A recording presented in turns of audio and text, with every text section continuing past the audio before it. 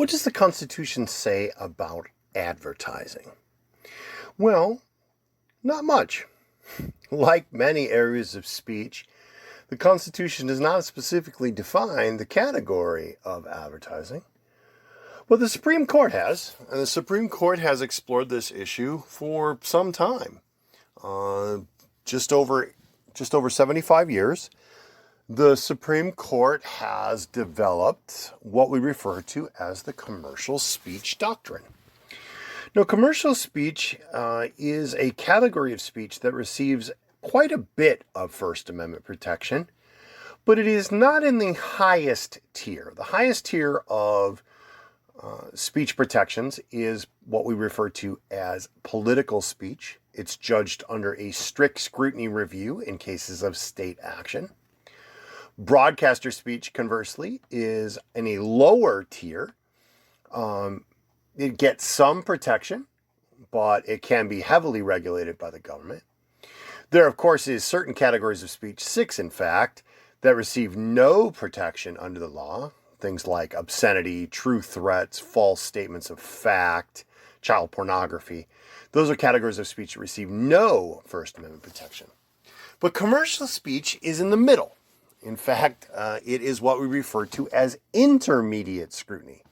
So when the government acts against an advertiser, someone promoting a product or service through a form of commercial speech, the test that the court applies is intermediate scrutiny. Now, why does the court treat commercial speech differently than political speech? Well, the reason is the intent of the speech. What commercial speech is an expression basically economic in nature by a person or entity with the intent of persuading the audience to take certain action, usually to buy something or to consume something.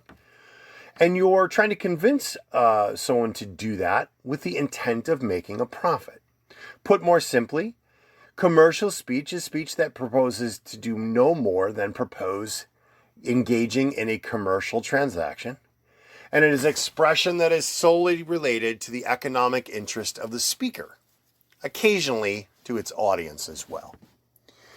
Now, when the government regulates commercial speech, they do it in 2 ways, and this is the result of a case called Central Hudson.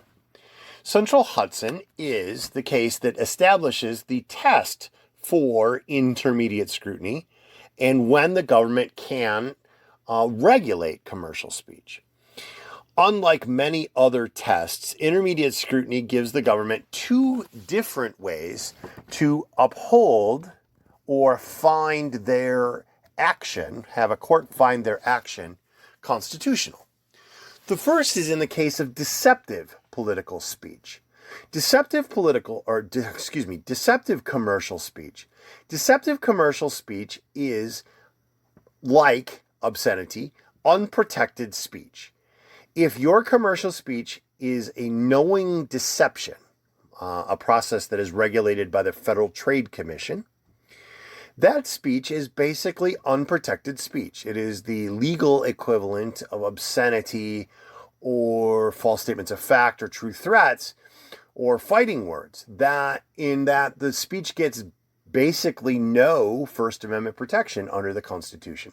The government can restrain that speech before it occurs in the form of prior restraint, or the government can punish you subsequently for having engaged in that type of speech.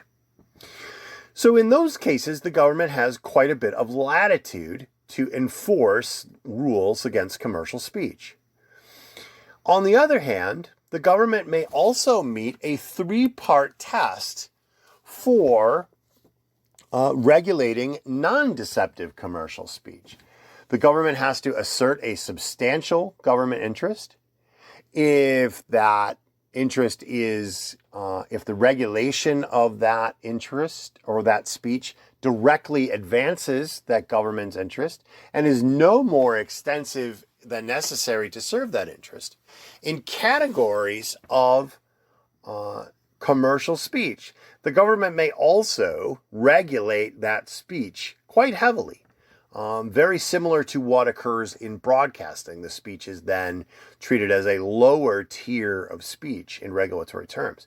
So even when the speech isn't deceptive, the government still has significant power to regulate commercial speech in the United States. And the primary reason for that is that commercial speech is not seen as pure in the way that political speech is. Because it is motivated by economic or monetary desire, it's not as important. It's not to say it can't be important, but it's not seen in the overall hierarchy of speech as being as important as things like political speech. Because its content is often hyperbolic and is designed to influence and persuade, occasionally inform, it is subject to a higher standard, right? That it is, because of its nature, it's a hardy and durable form of speech, but it's also not the most important kind of speech. And as such, the Supreme Court has interpreted that commercial speech gets less than full protection under the First Amendment. Happy Constitution Day.